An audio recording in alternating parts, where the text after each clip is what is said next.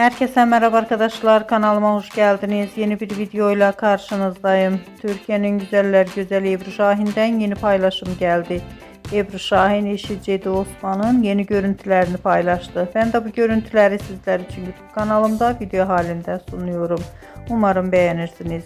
Arkadaşlar, videomu beğendiyseniz kanalımı izlemeyi ve bildirim butonuna basmayı unutmayın. Şimdilik benden bu kadar olsun. Yeni videomuzda görüşmek üzere. Hoşça kalın.